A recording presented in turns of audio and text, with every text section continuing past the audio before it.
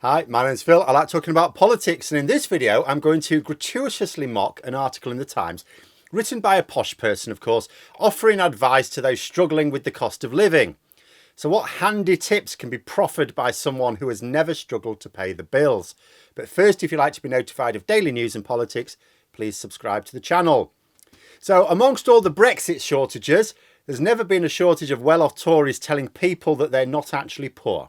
From Lee Anderson suggested that people can survive on meals of 30p a throw, to Theresa Coffey say, well, why don't you just get another job? But posh Tories, they at least offer some entertainment while they're denying the human suffering caused by their own greed. I seem to remember Jacob Rees-Mogg's sister a year or so ago having a bash at helping out. As I recall, she seemed to be convinced that the problem was that poor people didn't know about potatoes.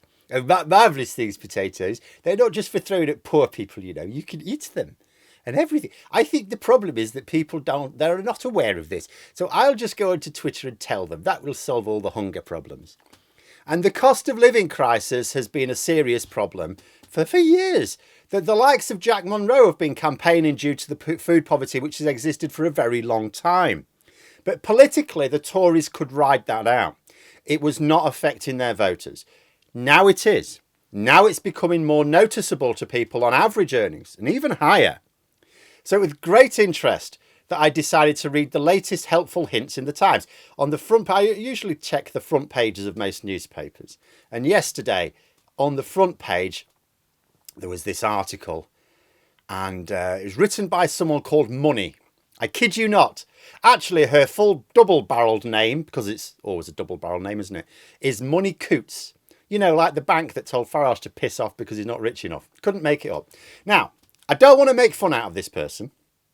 I'm going to. But should she happen to watch, I just wanted to know, I don't bear her any personal malice. It's just that this whole situation, the article, the whole premise of the article, the content of the article is utterly ridiculous. Offensive even. How to live it up when you're skint. That's the headline. Then underneath it says 6 ingenious ways to live the high life on a budget. Oh, a budget. So not skint then. Because skint is when you can barely pay for the essentials. And the dictionary backs me up. Having little or no money. Clearly skint means something different to posh people. Shall we find out what it means to them? So we know we're onto a winner. Start reading the article. And the author tells us, her first handy tip, she likes to spread the cost by cancelling a few osteopathy appointments. So straight in with the upper class version of cancelling your Netflix account, or in this case, maybe just having it active every other time. To be fair, by the third paragraph, she is admitting that she's not actually broke. She calls it bougie broke. She describes this as still being able to afford the osteopath, the highlights at the hairdressers, and even Botox. It's just that you can maybe only afford to do it like once a month instead of twice. And at this point, we need hardly move on to the rest of the advice, like going to Aldi for your champagne. And just make sure it's really well chilled. If it's really well chilled, you can't tell the difference, Or not shoeing the back hooves of your horses. I'm not sure our hopes were particularly high that this article was going to solve the cost of the living crisis, but I'll tell you where the serious point is. Bringing this back to the people who are actually broke.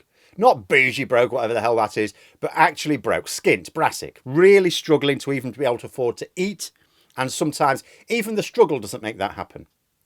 When this is raised, what do the Tories in both Parliament and the media instantly do, including in the Times? Now, there are multiple levels of depravity in their reactions. Like the first level is to just deny there's a serious problem. To say, oh yeah, there's people that use food banks, but they're mostly doing it as a one-off. It's like a cash flow problem. They're fine. Then all of a sudden, bit of a problem. They've got to fix the boiler. They can't afford food, so they go to the food bank. They say this so that other people around the country don't think the government are being heartless and actually leaving families to starve. Oh, it's just a one-off. Oh, I see. I thought people were struggling more regularly. Oh, apparently, according to the nice cabinet minister, it's just a one-off. The second level is to say that it's because of their lack of cooking skills. The problem is they don't know how to cook a potato.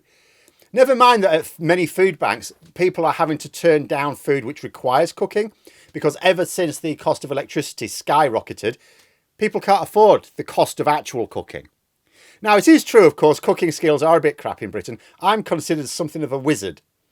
But people do know how to do the basics in order to turn food into something on which you can survive. What they don't have is the money for it. Then the third level is to attack their budgeting skills. They don't know how to budget. That's the problem. And this is where we come back to this article. See, posh Tories like to suggest that those in poverty are the architects of their own misfortune. You know, lack of education or intelligence, that's the problem. You know, yet here we have the Times, and a paper aimed at the upper middle classes with a front page reference which will help posh people deal with the economic downturn. So if people with a private education and a six-figure salary need the Times to offer them ingenious tips on how to deal with what they laughingly call a cost of living problem of their own, where does this argument about poverty being the fault of people unable to budget come from? Apart from anything else, this article promised 6 ingenious methods. One of them was putting orange food dye in scrambled eggs in order to make it look like the eggs were of a more expensive variety. Another was a posh lady, not the author, a different stuck-up cow, sending her husband to the cheaper supermarkets so that she wouldn't be seen. You know, these aren't tips on how to cope with the cost of living crisis. They're tips on how to keep up appearances. In fact, the tip they claim is their number one. They say that this is the number one tip. Towards the end of the article, the number one ingenious tip was from a fella who would march into a posh London hotel, present them with a bag of laundry, demand it be done immediately, and he'd be waiting in the bar to collect it. Now, assuming this is true, and there are posh hotels who are stupid enough to fall for it, isn't that advising theft?